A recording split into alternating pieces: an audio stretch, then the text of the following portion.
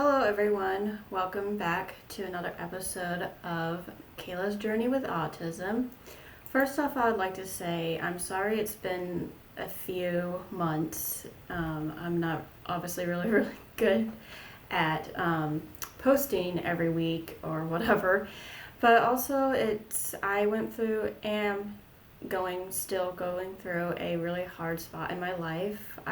It's personal, so I don't want to go into details. Hopefully everyone respects that of my privacy, but it's slowly getting better.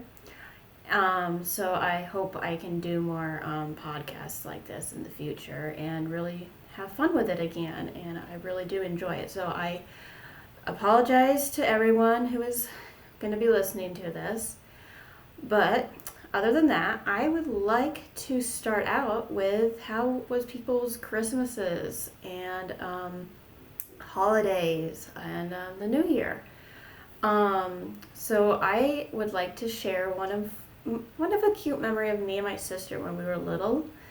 It was Christmas Eve. We were just, that excitement as a kid, just really wanting to open presents, the next day, and like, who's gonna be awake first, how many presents are going to be under the Christmas tree, So me and my sister and my mom, we all lived together, and because my parents are divorced, as I mentioned before, and so me and my sister shared a room down kind of this kind of basement almost, kind of downstairs. We shared a room, and my mom was upstairs. And I really remember me and my sister just sat in bed, laid in bed actually, just talking, and was like, oh man, what's gonna happen, and just we're really excited. And then after that we fell asleep, and hours went by, and it was probably, I don't know, I would say 5 o'clock in the morning, so it was still really dark, around that time. And I had to use the restroom because I usually had to. And so anyway, my sister's like, no, don't go up. I heard Santa on the roof and the reindeer. And I'm like, oh, I'm just going to go anyway because I really had to go to the restroom. So I snuck upstairs really quiet.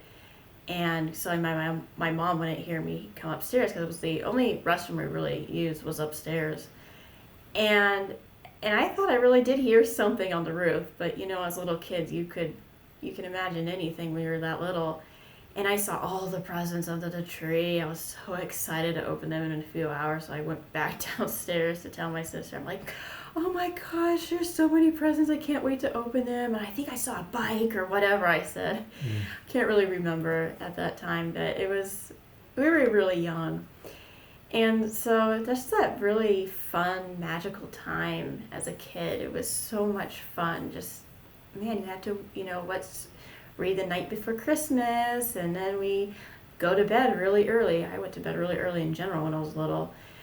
Drove me nuts. And just really having that really fun time as a kid, enjoying opening presents on Christmas Day.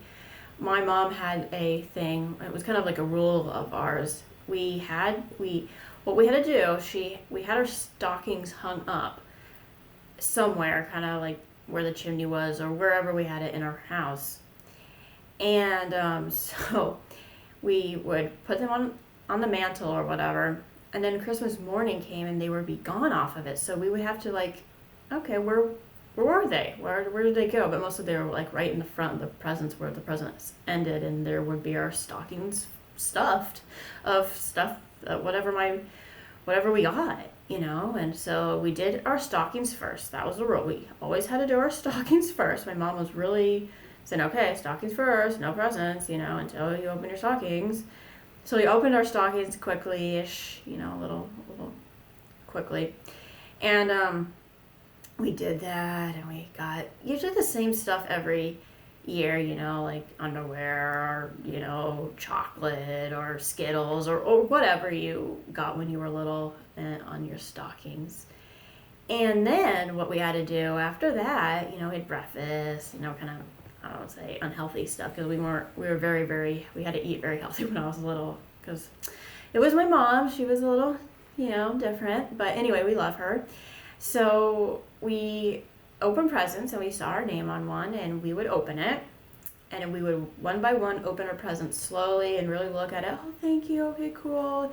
But it wasn't a race. It was a total relaxed opening presents, Christmas morning, hot chocolate, Christmas music, which I, have a love-hate relationship with that. But anyway, but yeah, it was so much fun just opening the presents. And sometimes my dad would come over and we would invite him for Christmas morning and some food, and he would just love seeing his little girls open presents and how happy we were. And so that was one of my memories I can think of when I was little. I have a lot more, but I don't want to tell you all about me. And also you guys, what is your most favorite gift you got as you were a kid? What was your top favorite gift that you can remember, maybe using it Christmas Day, or even, let's say, wrecking it the first day of Christmas? But just, I'd love to really know your guys' favorite memories and your favorite gift and what you guys did for Christmas. What was your traditional thing as a kid?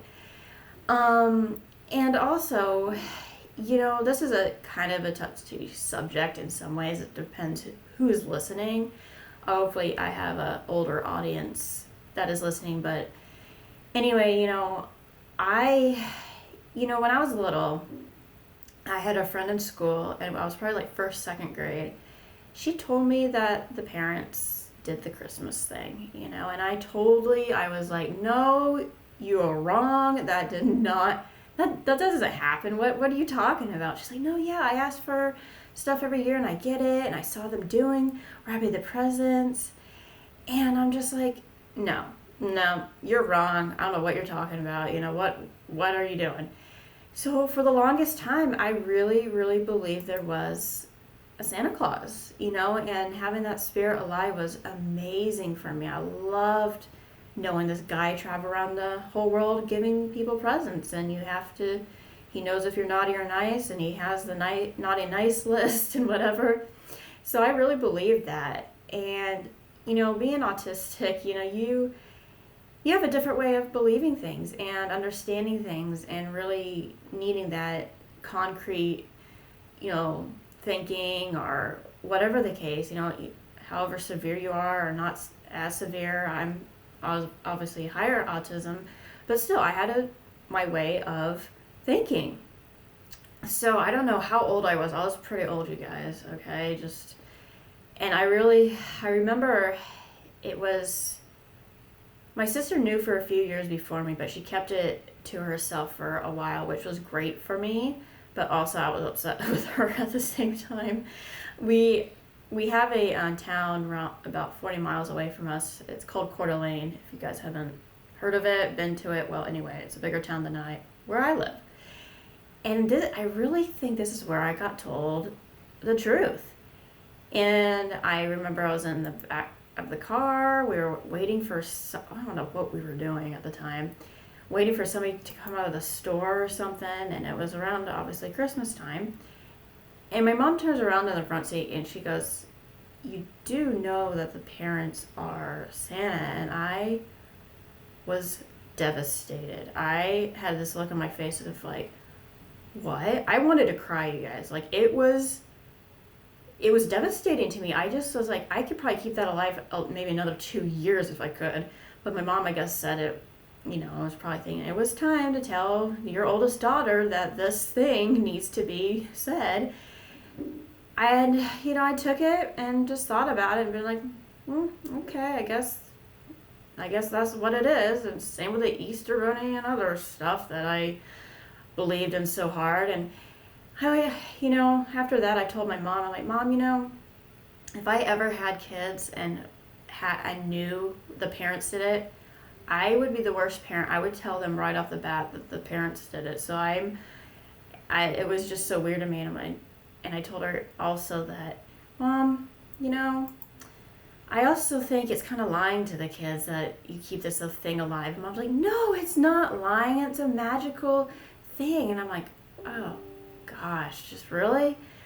But it really is. Once I'm older as an adult, I do think it is very, very magical for little kids to open presents and believe in that and see how fun and cool you can make it for them. So I am, yes, disappointed at that time, but I also needed to grow out of it at some point because oh gosh, I was older, you guys. I'm embarrassed to even say how old I was, but I was older. Everybody's different, oh well, we move on as we do. And so also I'd like to know when you guys and how old you guys were when you found out the truth about Santa Claus. So moving on to my next thing, I would like to ask, what did you guys do for New Year's? Do you have any New Year's traditions? Do you guys go to New York City and see the ball drop? I mean, I think that is a crazy zoo down there, but it still looks like a lot of fun. Wow. But one of my things is that when I was little, I wasn't allowed to stay up to midnight. And so my mom did the 9 o'clock one here. So it was like, I think we got to stay upstairs because my mom let us stay upstairs up at our house, and we got to rent a lot of movies. Well, not like a whole lot, maybe about 3 or 4 movies from the library. Love renting movies from the library. That was a great, so much fun. I miss that so much. I wish I could still have that in a way. You can, but it's a lot different nowadays. Anyway, we would have popcorn and some drinks, and we would stay up, right? So my mom, on TV, the ball would drop at midnight back east, New York, right? And it would be 9 o'clock our time. So we truly believed it was midnight where we were, because even 9 o'clock, that time, it was so late because we weren't allowed to stay up to 9 at our age. We were in bed at 7:30, and sometimes it was still light out, and my mom would mow the lawn, and I would be so upset. I'd be like, really, we're trying to sleep, it's still light out? It drove me nuts. So that was late for us at 9 o'clock. It was late, it was dark, so that's what my mom did. So she tricked us doing the 9 o'clock one. So what I want to know from you guys, what was your guys' traditions? Did your parents do what my mom did to us, me and my sister? I really would like to know your guys' traditions and fun things about your childhood and Christmas and New Year's and what you guys did. I really want to know. I'm curious, and it would be cool to see how many responses I get from it. And just, getting back on here, it's different, but I know it's going to be a great year. Like I said, I'm going through some personal things right now. Me and my partner are, but we are working through them, and we are slowly getting better. And I seriously apologize for the delay, but this is an update. I'm telling you that I am still here, and planning on doing more podcasts in the near future. And that I hope everyone's doing well, and I hope you guys had a happy new year, I like to say. And just that hopefully everybody has a good year coming up. Last year for me was rough, and some other people I know. So I hope everyone has a great evening, and saying, hey, I'm here, talk to me, and I would love for you guys to subscribe, share, and hit the like button and spread the word. Thanks.